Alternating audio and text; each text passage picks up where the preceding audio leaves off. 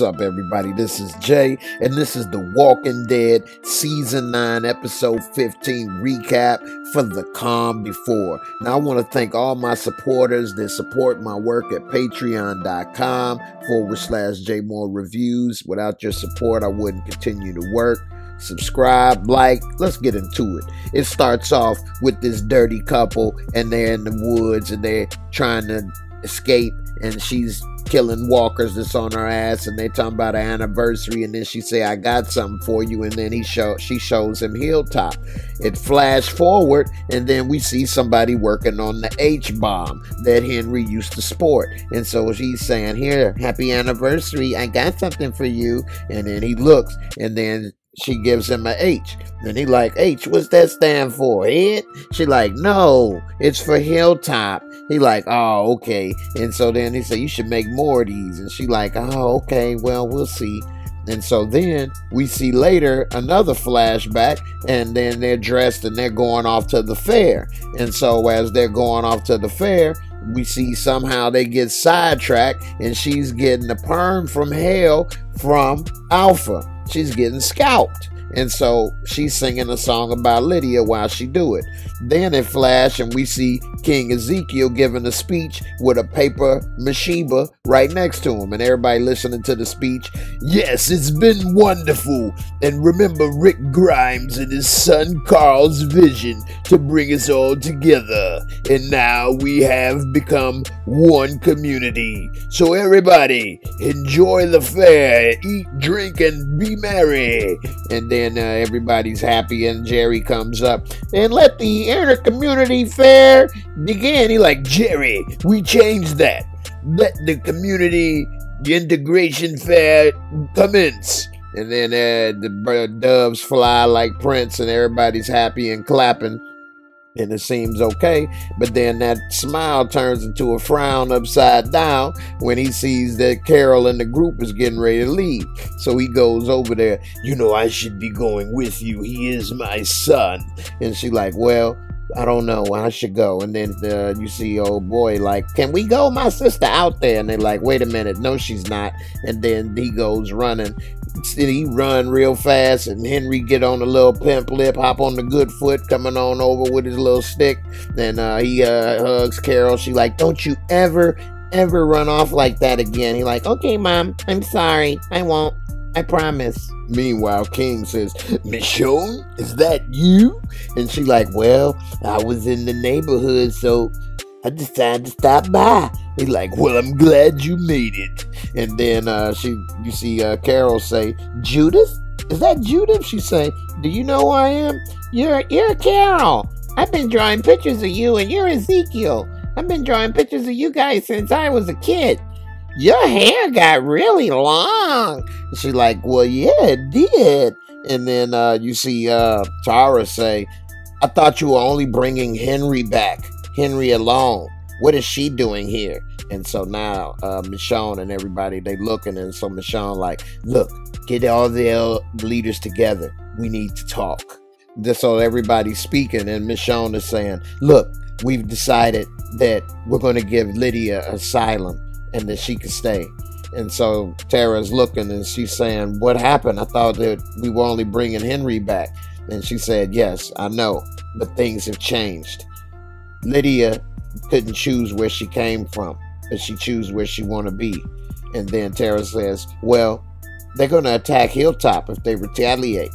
And then Cotton Eye Joe say, well, we're going to give her asylum. She's one of us now. Henry is happy. She say, well, I don't know about all of that. And she says, Michonne says, I remember why Rick didn't want to let me into the prison. And now I know why. When we saw you on the other side fighting with the governor, nobody trusted you. And then Oceanside say, yeah, I was going to kill you on the beach. And so Tara's thinking, and she like, okay, but that's fair. But if they retaliate those skin job numbers, then they're going to attack Hilltop. I don't have enough fighters left. And so they say, well, we're going to have to help out. We can make something happen. We need to put together something to show a unified front for all four communities. I have an idea about a mutual protection package. And so then Oceanside says, well, Oceanside's down. And then Tara says, okay, that's fine. That sounds good. So how do we make this work? And Cotton Eye Joe say, yeah. She like, what do we do? Spit in our hands and shake? Blood oath? And then King says, I have the perfect idea. And then he goes and gets the charter that Michonne wrote and lays it out on the table. Michonne like, how did he get this? And then Tara says, hey, it's magic. Actually, I took it when I left. Sorry about how things went down. She said, yeah, me too. But you were right. She said, yeah, you too. And so they begin to sign, John Hancock, eat your heart out. And so then you see Carol sign as the queen. And so Queen Carol signs on the dotted line. And then they pass to Oceanside, and Oceanside sign, and then they passed to Hilltop, and Tara signs, and then they passed to Michonne, and she was about to sign, but she said it should be the leader of the council. And Cotton Eye Joe, he felt all empowered for a second, and so then he decides he's gonna sign too. And so now everybody signed the agreement, the charter, and now it's in effect. Meanwhile, the fair's still going on. Henry is showing his date around, and he's sitting around looking whipped like butter while he all over her and showing her everything, and she can't believe people is all this stuff going on and all these different booths, and she like, where does all these people get this stuff from? How do they keep it? And he like, I don't know. They just do. It just helps them, move on. And she like, oh man. And they see Daryl and stuff leaving. He like, I should be going with them. I should be helping. And then King says, nonsense. You just got here. How could you leave already? And then they start laughing or whatever. And he like, make sure you go to the movie. And she like, movie? He like, yeah, movie. You want to go see? And he like, here, let me show you around. Don't leave before you say goodbye. And Carol said, go ahead. And so he said, my son is taking the girl on a date to the movie. Meanwhile, we see Luke and Alden, and he's with Enid, and he's trying to convince Alden to sing with him in the little duet. And so he's saying, I don't know about all that. He like, come on. And she like, I want to hear my boyfriend sing. He like, boyfriend? And your boyfriend? She like, well, yeah, I mean, I've been going down on you. He like, oh, well, yeah, I guess I am your boyfriend. And so then they start smiling. He like, oh, you guys are adorable, cute couple. Come on. And so then they go, and he like, now, we need to convince him to sing. She like, yeah, I do want to hear you sing. And they walk off into the sunset. Meanwhile, we see them communicating in sign language, she's saying, what's wrong? She happy that she ain't seen Luke. And he like, you didn't say anything. Any goodbye could be the last. What if you die? And so he's still not getting over it. And he like, you just ran off. And then she says, I'm sorry, I didn't think. And so she says, but they were going to let that baby die, and it brought back a lot of feelings, and I just ran off. And then he says, I get it, okay? And then they hug. So that was, they got over their little problem. Meanwhile, we see Henry, and he's talking to Nerdine. And so she says, hey, can I talk to you for a minute? And so he's like, what's going on? She's like, I didn't mean to get you in trouble. I'm sorry. I didn't mean to cause more problems. And then we see Lydia watching. And then we see these fake ass Dukes of Hazzard walk up. They like, hey, what's going on? And she like, do I know you? And they like, we're friends of Henry. He's over there, and we're friends with Nerdine. It looked like they got a thing for each other. Make sure when you're here, since you're one of us, you don't cause problems, okay? And so Lydia getting pissed. Meanwhile, we see Tara, and she's talking to her crew, and she's telling them, hey, be safe out there. I should be going with you. They like, no, it's okay. You can come back tomorrow. She like, well, I would give you a tip, but you're not getting paid. So here, pound it out. Meanwhile, you see Michonne hugging Judith. Everybody saying their goodbyes. Then see Connie telling Daryl goodbye and to be safe. Signed a little love letter to him. And so Daryl started looking. I think he got a little taste for brown sugar down low. And so he tells her, ask her before she go, because she feed his dog, take care of his dog. So she smile or whatever. And then she tells him, come on, tells the dog, come on, follow him, and then they walk off. And Daryl hated to see her leave, but he didn't mind watching her go, if you know what I mean. And so then, while he was sitting there admiring that view, then we see Henry walk up, and he give him a shake, pound it out, say, hey, thanks for watching over me, keeping me out of trouble. I really appreciate it. And then King says, hey, you are more than welcome to be a member of the kingdom. He said, well, I'll think about it. And then we see Carol, she's smiling. She still got feelings for Daryl. And then she gives the king a little kiss. He say, I should be going. She say, no, just stay here. And then she get a little brown sugar on her lips too. And then they all get ready to leave. And you see Daryl still on one of his little bikes. And you see Carol look back, and Henry and the king wave him off. Meanwhile, we see the highwayman, Hillbilly Jim. He's over there clubbing people with a wrench, looking like Mr. Roto-Rooter. And he say, damn, I need to get me one of these. He say, hey, maybe we should head back and tell everybody what happened. And he say, never mind, look like they already here. And so we see Daryl and everybody rolling up. And so they go and tell him what happened, about how people got mugged on the way there. He like, the dead didn't do this. And they like, oh, so you know about the skin jobs? We got the lowdown on what's going down. And so they start looking around, and they like, hey, they may still be alive. We should go and check for them. And then they saying, hey, well, I don't know. We should be careful. And then Carol say, hey, who knows? We can still find them. The tracks go that way. And they say, maybe we should split up. And so then they decide to split up. You see the two sexiest girls, Pocahontas and, little young Thugger, they start talking. They like, so we gonna split up again? She like, only temporarily. And then the next thing you know, they start smiling and kissing. And I'm like, oh man, what a shocker. I didn't know they was together. And so that was something that everybody got to know. And then they go off into their separate ways. So then it flashed back to the nighttime. And we see right now at night that they're all searching in the woods and everything, looking for the traces of where everybody went. And then they see the people that were zombies, Hilltop. They like, they're from Hilltop. And so they decide to take them out. Michonne slicing and dicing like a slap chop. And so then they taking out everybody around. More start to come. Daryl like, come on, we need to go back to the road. And before they can go, Daryl's angels and himself is all surrounded. And so now they know they screwed. And so now they wondering what to do. And then some more skin jobs come after they slaughtered all the ones they saw. But these stand there. So now they know, oh man, this is the Whispers. And so now they surrounded. And then Beta comes out the woods. And then Daryl know he's screwed. Then he said, put the weapons down. And Daryl like, oh snap. And he put them down. He said, all you had to do was give us the girl, and nobody else would die. But now that offer is over. And then it flashed back to the moment when they left, and Carol was giving King Easy-E a kiss, and Daryl was leaving. And so now we see what happened on this side of the fence. And so we see Jerry and Jill Scott walking through, and they say, I can't believe Michonne came. And so you see this lady overhear it, and now we realize that's Alpha.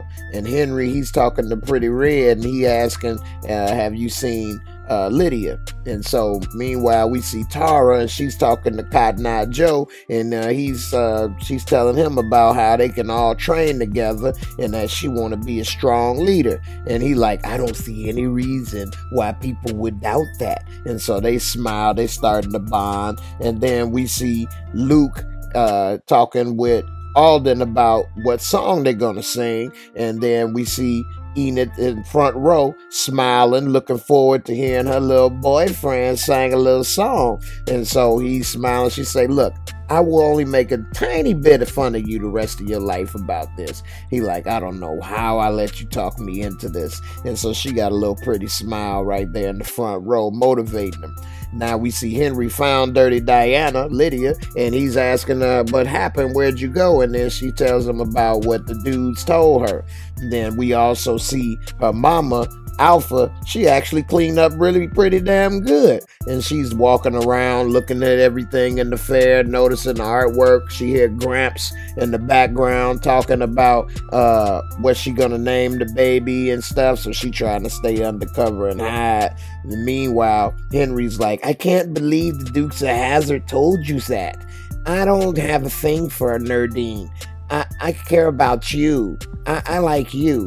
And then Lydia is looking all shocked. I don't know why he didn't risk his life and everything for her. That was stupid. And she like, I like you too. And then they decide to kiss. He get a little taste of that death breath. And while they was over there kissing, they start smiling. She like, well, I don't feel so bad for shoving the goat crap in their face now.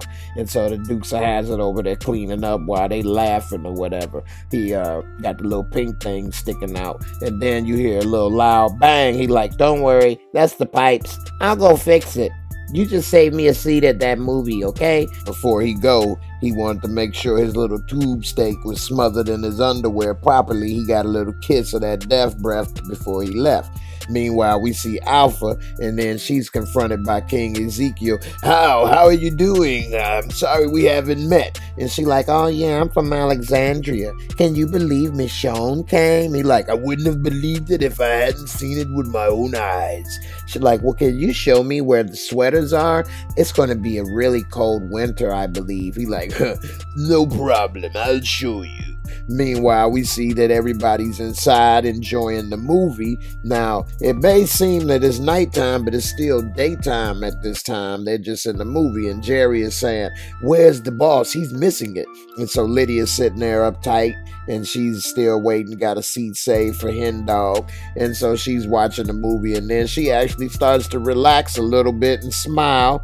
And then next thing you know, she feels this cold hand on her, and she looks, and then they giving the silent treatment because it's her mama Alpha. And then she realized, oh snap, my mama's in here in disguise. And so she don't know what to do. Meanwhile, we see back at that night, Alpha begins to confront Daryl and everybody, and they like, you ain't getting the girl back. And then Michonne says, we have a protection pact. Any attempt is attempt against all the communities. She say, you guys don't understand. You have too many threats that you need to be corrected. My daughter was weak, and she is no longer of any concern here. And he like, what do you mean was? She say, just what I said. And even Beta looked like, dang, she killed her own daughter. And he like, did you kill Lydia? She say, you need to come with me. Does she speak for you? We speak for each other. She say, well then, this is something that needs to be corrected with these threats. Come with me. And so then she holds him at gunpoint and walks him off. He like, where are you taking me? She said, go take a look over there. And then he goes and takes a look. And he sees a sea of dead people. I see dead people. And so now he's wondering, whoa, we are just outnumbered. He damn near shit a brick right there, his damn self. And so she say, the reason your communities are alive is because I allowed it. Now, you guys need to stay on the boundaries that I outlined. It's a boundary to the north. He said, did you kill Lydia?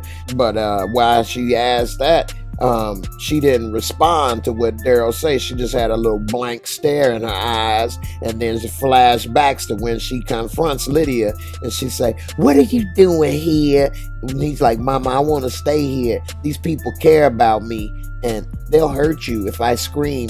They'll come running just to protect me. And she say, you are crazy. That's food talk right there. What are you doing? I was just trying to protect you. You my bug. And she said, you supposed to be. I just did what a mama do. She said, yeah, like this right here. I seen what you did. You hurt me. You didn't really care about me. And she say, that's poison talk. And she say, Mama, I don't want them to hurt you. Just leave, please. She say, you ain't one of us. You never was one of us. You weak. And you deserve to be here. And then she walks off and leave. And then Lydia, she looking all sad right now, heartbroken, because in the end she still love her mama, even though her mama crazier than 1,000. And so then she breaks down crying, and then she just can't control herself a little bit. And then Alpha flash back, and she say, "My daughter, I don't believe you can protect her." He say, "You wrong." She say, "Well, we'll see about that."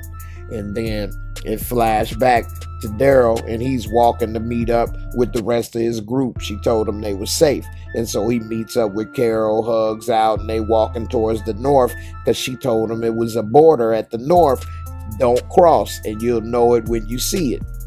And so while they walking, we see Beta walking in the woods to go talk to her, and she got a half tear in her eye, and he said, "Is it Lydia?" And she say, "I need time to be alone right now." And so he looks at her for a second, and he walks off. And so she got that tear that finally broke free and started to run down her cheek when one of her little dirty crew see her. And so she waves him to come here for a second while he looking. And so he come with his little bird, and he comes over to thinking he gonna talk. And then she looks at him, and next thing you know, she pulls out a knife and jams it in his neck. And basically she didn't want anybody to see any moment of weakness, and if he saw that and spread the word, her alpha leadership could be challenged. So she rolled that tear back. Meanwhile, we see Michonne and everybody in the woods, and then they see Raphael Sadiq all beat up and tied up, and he points to the north. And so they looking, wondering what he pointing at. And so they all holding him, and they see something far ahead, little dots. And so they wondering, what the heck is that? And so they start walking a little closer, and then they realize as they get closer that those are actually heads on the stick. And so now they wondering, damn, who did they kill? What heads? And then as they get closer, they all begin to break down. Pocahontas, she gets breaking down, horrified, and then they see it's the highwayman Ozzy's head, and he's zombified. And then his partner over there, Big John Stud, he's zombified. And then you got DJ over here, Pretty Boy Leroy, he's zombified. And so they all start to cry, looking at everybody.